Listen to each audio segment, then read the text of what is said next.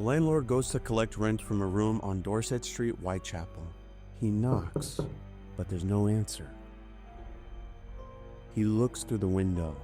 What he finds inside that room, investigators would later describe as the worst thing any of them had ever seen in their careers. The body of 25-year-old Mary Jane Kelly, the youngest of the five, the one who sang Irish songs. The killer had been thorough. The killer had taken his time. And then he walked into the fog. He was never officially identified. 137 years later, the files are still incomplete. The key documents are still missing. And the most famous unsolved murder case in history remains exactly that, officially unsolved. But here's what I want you to understand before we go any further. Officially unsolved and actually unsolved are not the same thing. Today we open the files, and what's inside them is not what anyone wanted you to find. Jack the Ripper is the most famous unsolved murder case in history, 137 years later. Books, documentaries, walking tours, TV series, an entire industry built around one question. Who was he? But that is the wrong question. The right question, the one nobody in that industry wanted to answer, is this. Why was this case never meant to be solved? Because when you look at what Scotland Yard actually did and what they deliberately did not do, paints a different picture. The investigation wasn't just incompetent, it was steered. Let me tell you what we actually know. Between August and November of 1888, 5 women were murdered in Whitechapel, a desperately poor district in the East End of London. Their names were Mary Ann Nichols, Annie Chapman, Elizabeth Stride, Catherine Eddowes, Mary Jane Kelly. They were not mysterious figures. They were real women, mothers, sisters, falling into poverty in one of the most unequal cities in the world at one of the most unequal moments in its history. Victorian London in 1888 was a city of extremes. A few miles west, the aristocracy, the clubs, the House of Parliament, a wealth of an empire.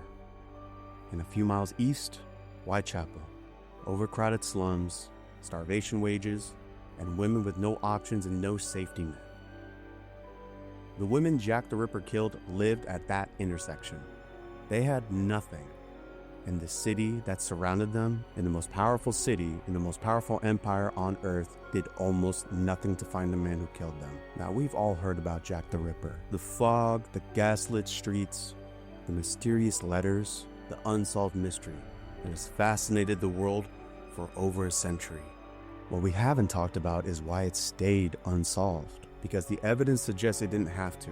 Scotland Yard had leads, they had suspects, they had information flowing in from multiple directions, and at every critical moment, the investigation turned away from the most credible ones. Today we go through 3 things: who the victims actually were and why that matters, what the investigation did and didn't do, and who was it protecting, because the case has an answer. It just isn't the one Victorian London was willing to write down.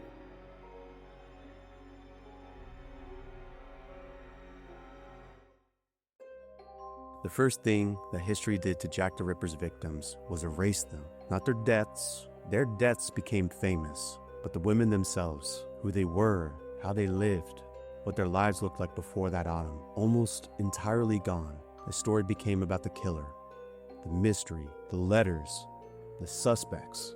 The women became props in someone else's narrative. So let me give them back some of what was taken.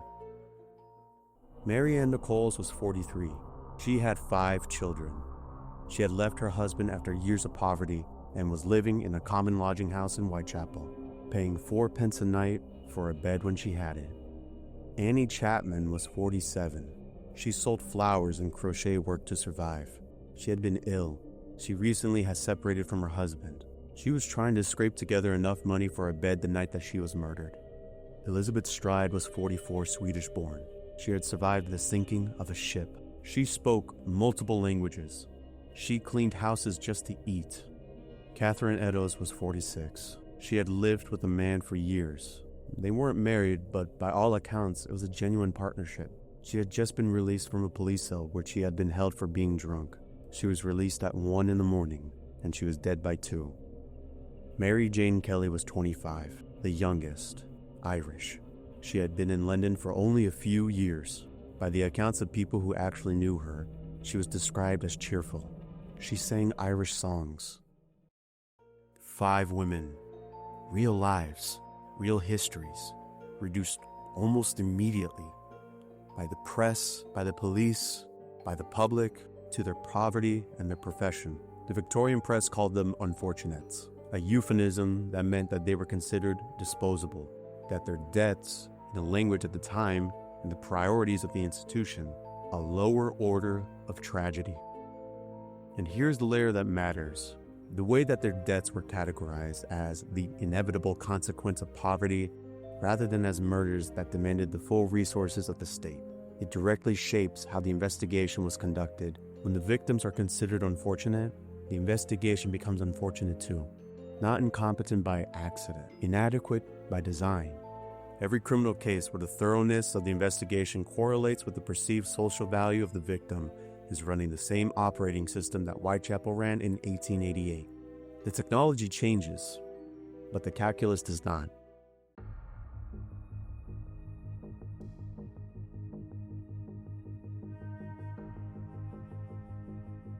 Scotland Yard assigned a case to Detective Inspector Frederick Aberline.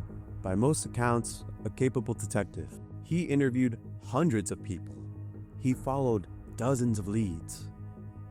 The investigation was, by Victorian standards, substantial.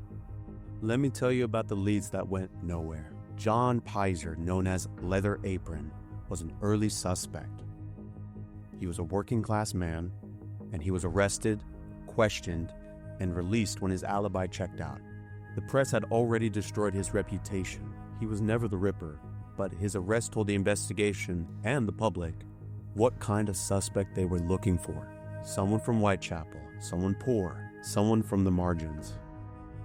Then there was the letter on September 27, 1888. A letter arrived at the Central News Agency signed Jack the Ripper. It was the letter that gave the killer his name. It taunted the police.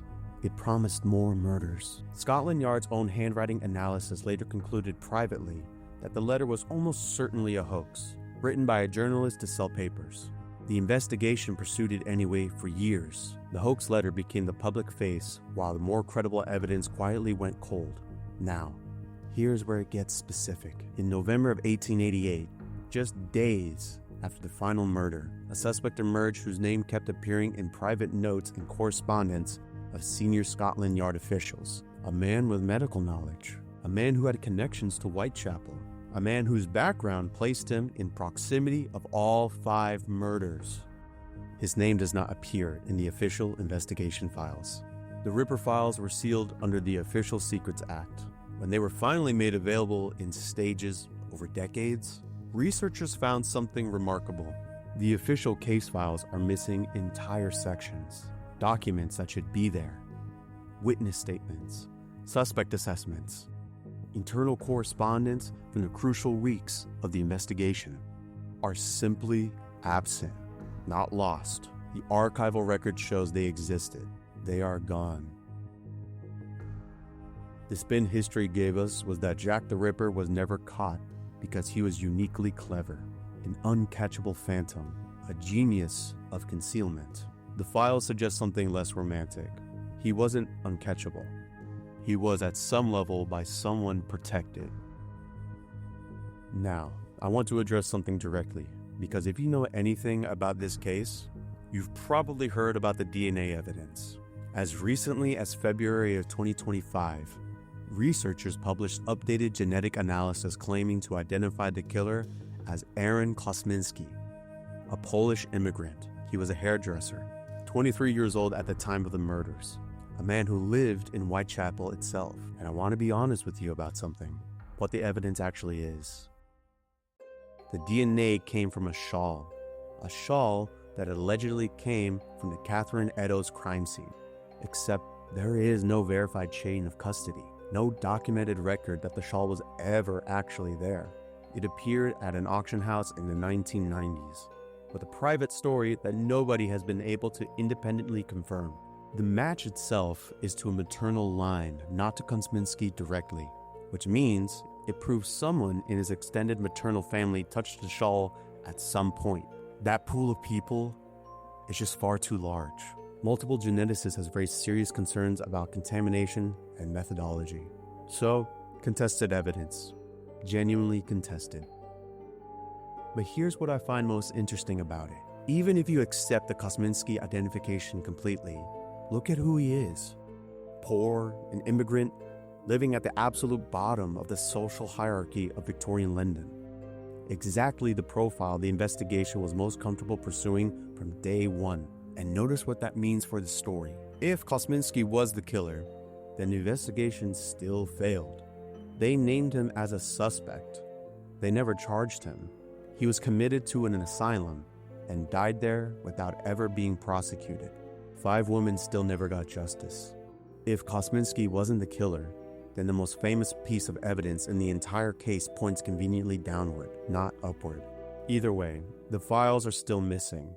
The case is still officially unsolved, and the 5 women in Whitechapel are still waiting. This is The Echo. Investigations that lose documents at exactly the critical moment. Cases that officially go cold while unofficial awareness quietly solidifies. The distance between what institutions know and what they choose to record. That distance has a name. We just rarely use it.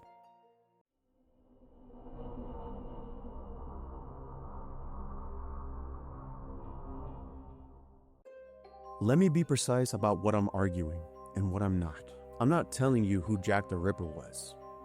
The identity question is genuinely contested, and anyone else who tells you that they have definitive answers is selling you something. What I am telling you is that the investigation was shaped by a specific set of priorities, and those priorities had nothing to do with finding the killer. Victorian London in 1888 ran on a very clear social hierarchy. At the top, the aristocracy, the established families, the institutions of empire. And at the bottom was Whitechapel. The distance between them was not economic, it was moral. In the language of the time, the poor were poor because of their own failures, and the rich were rich because of their own virtues. This mattered for the investigation in a specific way. When multiple credible researchers, then and now, have traced the most compelling circumstantial evidence towards suspects with connections to the upper or professional classes of Victorian society, those leads consistently hit walls that appear in the official record as administrative decision, closed lines of inquiry, redirected resources. The most famous example is the Freemason theory, which I want to address directly because it gets dismissed as conspiracy thinking. The dismissal is too easy. Several of the senior Scotland Yard officials overseeing the Ripper investigation were Freemasons. Several of the most prominent suspects named in private correspondence, not in conspiracy books, in actual historical documents, had Masonic connections. The ritualistic nature of some of the murders has been analyzed by serious forensic historians, not as proof of Masonic activity, but as evidence that the killer had a specific knowledge that pointed toward a particular social and professional circle. None of this proves a conspiracy. What it proves is that the investigation had a blind spot, and that blind spot was shaped exactly like the class system. Now here's the most important thing. Jack the Ripper stayed famous and stayed unsolved because an unsolved mystery is more useful than a solved one. A solved case names a killer. It names a background. It names connections. It potentially names the people and institutions that looked away. An unsolved case stays a mystery, a fog-filled Victorian puzzle, a question without an answer that generates books and tours and documentaries, and never quite arrives at the part where somebody asks why the files are still missing. The 5 women of Whitechapel deserve a real investigation, and what they got was a performance of one. The echo is not subtle here either. Every unsolved case that stays famous rather than getting solved, every investigation whose missing documents appear at exactly the wrong moment, every inquiry where the social distance between victim and suspect quietly determines how hard the search actually goes, is running the same exact operating system that Whitechapel ran in 1888. The gaslight changes, the fog changes, the calculus does not. That is the unmarked grave of Jack the Ripper's victims, not the cobblestones of Whitechapel, not the sealed files at the National Archives, but the decision made quietly at the level of institutional priority that their lives were worth a certain kind of investigation and not the other kind. Mary Ann Nichols, Annie Chapman, Elizabeth Stride, Catherine Eddowes, and Mary Jane Kelly. Those are 5 names, 5 real women, buried under 137 years of fog and mystery and documentary series and walking tours, while the question of who killed them stayed conveniently open. The Ripper case is not just a cold case. It's a case study in how institutions decide which death matters enough to solve and which ones are more useful as mysteries. That story is not in the walking tours. It's not in the documentaries about suspects and ciphers. It's in the gaps, the missing documents, the leads that stopped being leads at exactly the right moment for exactly the wrong reasons. That's what this channel digs into every week. If that's what you're here for, please hit that like and subscribe button and leave a comment. I want to know which part of this changed how you see the case. Was it about the victims, the investigation, or who was protected? Let me know in the comments. I'll see you guys next time.